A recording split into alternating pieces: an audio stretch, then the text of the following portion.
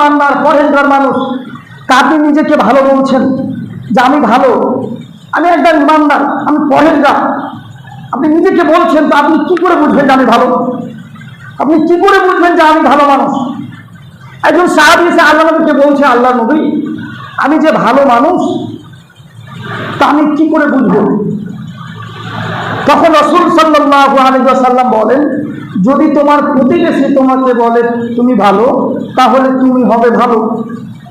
আর যদি তোমার প্রতিবেশী তোমাকে খারাপ বলে, তাহলে তুমি হবে খারাপ। তাহলে প্রতিবেশীর কাছে ভালো হতে হবে।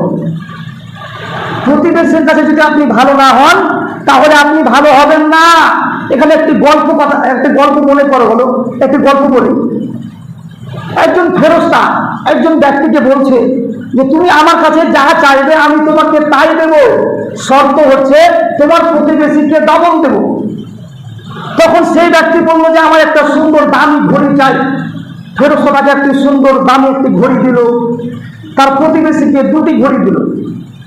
তারপরে সেই ব্যক্তি বলছে যে আমার একটি সুন্দর গাড়ি চাই, তাকে একটি সুন্দর গাড়ি দিল, তার প্রতিবেশীকে দুটি দেওয়া হলো।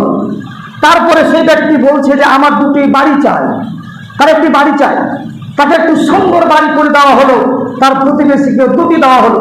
তারপরে সেই ব্যক্তি বলছে যে আমার একটি চোখ অন্ধ করে দাও। আপনি এই গল্প থেকে কি বুঝলেন? ফেরেশতা তাকে বলেছিল যে তোমাকে যা দেওয়া হবে তোমার প্রতিবেশীকে ডবল দেওয়া হবে। তাকে একটি গাড়ি দেওয়া হলো, তার প্রতিবেশীকে দুটি দেওয়া হলো। তাকে একটি ঘড়ি দেওয়া হলো, তার প্রতিবেশীকে দুটি দেওয়া হলো। তাকে একটি বাড়ি দেওয়া হলো, তার প্রতিবেশীকে দুটি দেওয়া হলো।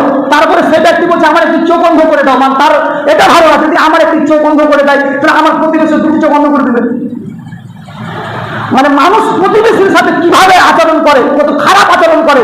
আপনি আপনার প্রতিবেশী আপনি জিজ্ঞাসা করেন যে উনি মুখে খুব খারাপ, তাকে যদি বলেন যে ও খুব খারাপ, সবাই যে খারাপ। এই জন্য রাসূল সাল্লাল্লাহু আলাইহি ওয়াসাল্লাম বলছে তোমরা তখন ভালো হবে যখন তুমি তোমার প্রতিবেশীর কাছে ভালো। এই জন্য প্রতিবেশী